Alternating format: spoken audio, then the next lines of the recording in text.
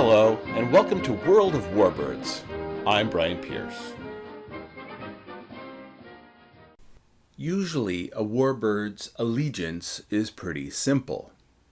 They are designed and built by a country and operated by that country. Some are perhaps exported to or built by an ally under license. A rare few may be captured by an opponent and painted up in their colors for flight testing and evaluation, and a very, very rare number might actually be used against their former side in combat in some sort of ruse de guerre or war trick. But due to the ways that the winds of war blew for this warbird, it ended up flying for both sides. And there were even instances that one machine would fly for the Allies, then for the Axis, and then for the Allies again. And you've probably never even heard of it. So today, let's discover and take a close look at one of the great unknowns of World War II aviation, the Dewoitine D.520. And where we need to start is to look at a man with as much of a complicated history and set of allegiances as the aircraft he designed. Émile Dewoitine. Design and development. Is it possible to be accused as a collaborator or traitor to both sides during World War II? Well, yes it is. And that is exactly what happened to the central figure in our story today. Émile Dewoitine was born in September 1892 in the small town of Crépy-en-Laonnais, which is located in the north of France, quite close to the Belgian border. As a young man, Dewoitine joined the French military, where he became a pilot in 1911. I'm not sure why Dewoitine wasn't sent to fight when the First World War broke out, but instead he was sent to Russia in order to help manage the Enatra, d'Odessa, et de Simferopol factories where French-designed Voisin biplane bombers were being produced under license. Although it may not have been his choice, this time it was the first of many times that Dewoitine would hop from country to country to pursue his passion of building airplanes. In 1917, after the outbreak of the Russian Revolution, he returned to France and started working for the new French aviation company Latecourir. After getting some experience there, he started his own company, which had some successes, but closed down in 1927. Dewoitine then packed up and headed to Switzerland, where he formed a new company, the Société Aéronautique Française, Avion Dewoitine, and had his first real success designing and building a training aircraft for the Swiss Air Force. After securing a solid contract for delivery of 66 of these to the Swiss, Dewoitine felt confident enough to move the company back to France in 1931 to start building aircraft for France there. Let's fast forward to 1937. When Dewoitine was tasked to design a fighter aircraft to replace an earlier one built by his company. The Dewoitine D.520 was an all-metal monoplane fighter introduced in 1933 that was getting a little long in the tooth for the l'Armée de l'Air or French Air Force. Things were advancing that fast in the world of aeronautics at that time, and the Dewoitine D.520, which had an open cockpit and fixed undercarriage, was being superseded already. The French Air Ministry published the specifications for the new fighter, calling for a maximum speed of 520 kilometers per hour, that's 320 miles per hour, at 4,000 meters, which is 13,000 feet, and the ability to climb to 8,000 meters or 26,000 feet in less than 15 minutes. The aircraft had to be able to operate on airstrips of 1,300 feet or less. The armament was to be two 7.5 millimeter machine guns and one 20 millimeter Hispano-Suiza HS-9 cannon, or just two cannon. Note the requested speed of 520 kilometers per hour. It is rumored that the new aircraft's 520 name reflected the need for this speed. Émile Dewoitine started with an updated version of the Hispano-Suiza engine used in the D.520. Hispano-Suiza was a Spanish engine producer, and their 12Y was a V12 engine that had less power than its contemporary, the Rolls-Royce Merlin, but this was offset slightly by it being 200 pounds lighter. A version of this engine was built in Russia and would later be developed into the very successful Klimov VK-105 engines that would power the Russian Yakolev and Lavochkin fighters and the PE-2 bomber. The new French fighter was all metal, except for fabric-covered ailerons and tail surfaces. The cockpit was installed way back in the fuselage, actually behind the trailing edge of the wings. This allowed the pilot great downward visibility, but it made it very difficult to taxi on the ground as the view forward was very obscured. Part of the reason for the long nose was that there was a large 105 US gallon fuel tank placed between the engine and the cockpit. There were 2 more fuel tanks in the wings, giving a total fuel capacity of 168 gallons, which was a lot, considering that most other contemporary fighters at that time had about 110 gallons. This gave the 502 great range of almost 1,000 miles. The engine was started with compressed air, and an onboard air compressor would continually top up several installed air bottles to power the gun chargers, the brakes, and the propeller's constant speed adjustment. The 520 is the first World War II fighter that I have read about that had a fire suppression system installed in the engine. I know that contemporary multi-engine aircraft had fire extinguisher bottles in the nacelles, but I've never heard of them in fighters. I'm always ready to be proven wrong, though, if someone knows better and wants to let me know. Armament was a 20mm HS-404 cannon with 60 rounds, firing through the propeller hub, and 4 belt-fed M39 7.5mm machine guns in the wings. The wing guns had 675 rounds per gun. Now we're going to focus on the prototype, the production and operational history of the 520, but don't forget about Émile, because we're going to get back to his story later. Prototypes. The first prototype D.520 flew on the 2nd of October, 1938, and the results were somewhat disappointing. The aircraft was only able to squeeze 480 kilometers per hour out of their aircraft, which is 300 miles per hour. Remember, they were aiming for 520 kilometers per hour. Also, they dangerously overheated the engine to achieve this depressingly low speed. Lateral stability was also a problem.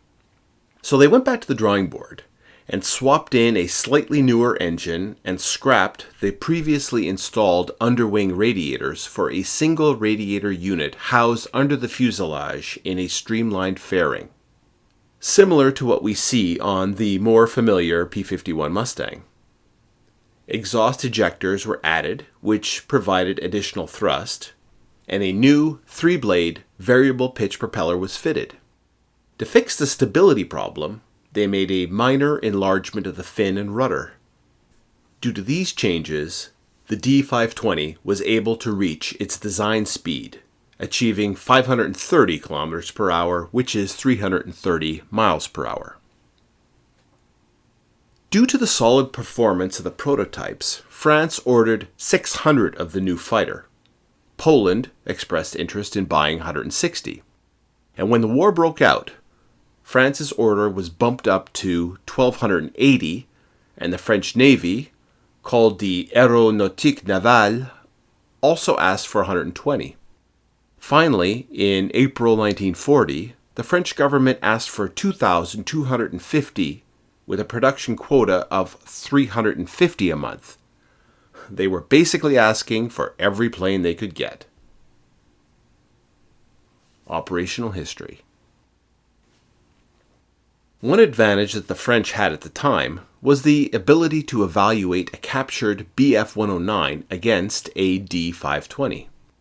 French pilots took both ships up for simulated combat and came up with the following conclusions. The good news for the French was that in a dive, both planes had similar speeds and similar maneuverability in simulated combat. The bad news was that the 109 had a slightly higher level flight speed and a greatly superior climb speed, where the 520's engine would also tend to overheat. Also, the 520 had a rather violent stall, where the 190's automatic wing slats would pop out to prevent a stall.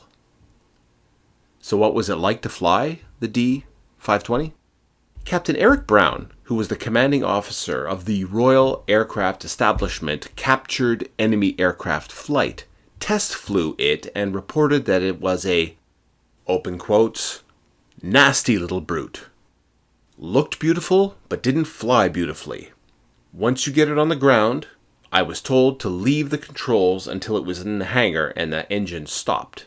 You could be taxiing toward the hangar and sit back when suddenly it would go in a right angle. Close quotes. By the time of the outbreak of the Battle of France, only 79 520s had been delivered and only one fighter group, the Groupe de Chasse I-3, was equipped with the plane. On their first encounter with the Luftwaffe, the 520s shot down 3 Henschel HS-126s and 1 Henkel HE-111 without losing any of their own. The next day's bag was even better, with 4 Messerschmitt Bf-110s, 2 Bf-109Es, 2 Dornier Do-17s, and 2 HE-111s were confirmed to be destroyed at the cost of the loss of 2 D-520s. Eventually, 4 more Groupe de Chasse and 3 Naval Escadrilles were equipped with the 520, and it performed relatively well, scoring 104 victories and 39 probables while losing 85 of their own. With the battle going badly, 3 French pilots took their D-520s to escape capture or capitulation and flew to England, where they would become the nucleus of the Normandie-Niemen unit before it was sent to the USSR. Once they got to the Eastern Front, these French pilots would fly the Yakolev Yak-1, which was considered to have many similarities with the 520. They do even look alike, and if you haven't heard my episode on this Russian fighter, go ahead and give it a listen after this one. With the collapse of France, things are going to start getting more complicated with our story, and here is where we will rejoin Émile Dewoitine. His company was now under the control of the Vichy French government, which was also under German control and had very limited autonomy. Unhappy with this situation, and with a history of packing up and starting elsewhere, Émile moved to the US in 1940, where he tried to start a company to provide fighter aircraft to the US Army Air Corps. He even looked into getting support from Henry Ford and General Hap Arnold. But on a return visit to France, the Vichy government charged him with treason. Now, it's easy with the benefit of hindsight to be critical of Émile's next decision. But he didn't have foresight. He didn't know that there would be a D-Day and a liberation of France and all that. As far as he was concerned, the war was over, and his country had signed an armistice and was collaborating with the Axis. Émile also had to make the same kind of decisions that thousands of French citizens were now struggling with.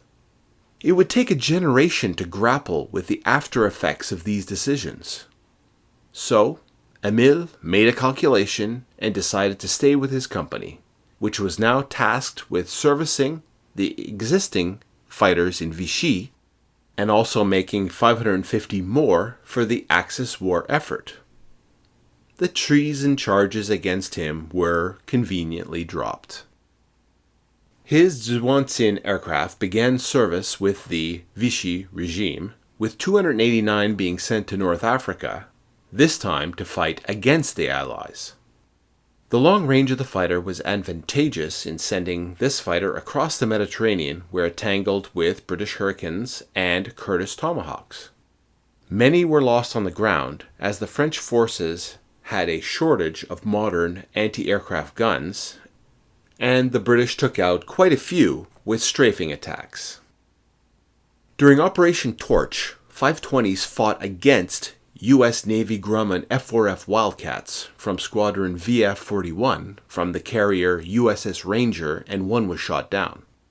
Following Torch, Vichy forces switched sides in the conflict and again began cooperating with the Allies. 153 D.520s were still available, and although some flew operationally with the Free French against the Axis, the Allies considered them obsolete.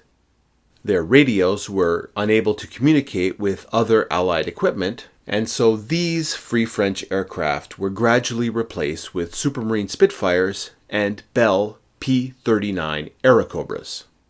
About 60 D-520s were acquired by the Italian Air Force, or Regia Aeronautica, where they were considered superior to the older radial-engined Machi C-200s for defense against the American B-24s that were frequently raiding the area due to their 20mm cannon. They were used until the end of the war, although there were sometimes difficulties in obtaining the French ammunition. Although there were several variants planned for the D-520, including those powered by Merlin and Allison engines, a floatplane derivative, and other experiments, none of these seemed to be encouraged by the German overlords of the Vichy regime that was in control of the Dewoitine company. It is interesting to ponder what would have happened to the aircraft if it had been allowed to evolve free of political interference. Would it have been a technological dead end like the Hurricane or Warhawk? Or perhaps it would have been up-engined and added to like the Mustang or Spitfire. We will never know. Pilots. If allegiances were complicated for Émile and his machines, it was of course just as bad for the pilots. Marcel Albert was born on the 25th of November 1917 and grew up in a working-class environment and started working for Renault as a mechanic. He applied for and was accepted for pilot training in the French Armée de l'Air in May 1938 and was later posted to the Groupe de Chasse 1-3, which was a unit operating D-520s. When hostilities broke out, he was able to shoot down a Do-17 bomber and a Messerschmitt Bf-109 on the same day, and later on got a probable credit for a Henkel He-111 bomber.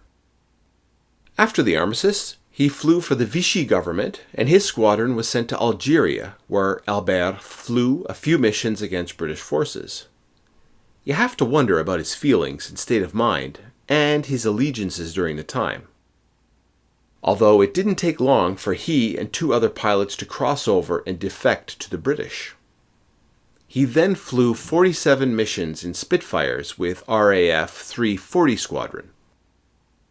Albert's story took a left turn in 1942 when he joined the Free French Normandie fighter unit, which went to the Soviet Union to help fight the Germans on the Eastern Front. This group became operational in spring 1943 and flew Russian Yak fighters. He did very well in the East, shooting down multiple Luftwaffe aircraft, including Bf-109s, FW-190s, Ju-87s, and others. In September 1943, he was given command of the 1st Escadrille and finished up the war as France's second highest scoring ace of World War II, with 23 victories. So, let's tally this up. He flew for France, then Vichy, then the RAF, and then the Soviet Air Force. So even though he flew combat missions for Vichy, he was also awarded the Médaille de la Résistance with Rosette from France and the Gold Star and title of Hero of the Soviet Union from Russia. In 1946, he returned to France and became a test pilot. And while working as an air attaché in Czechoslovakia, he met Frida, an American woman working at the American Embassy in Prague. They married, moved to the United States, and lived in Florida and Texas until their deaths, her in 2009 and he in 2010. What an amazing journey. Survivors. D.520s were used as trainers after the war until they were unserviceable due to wear and tear.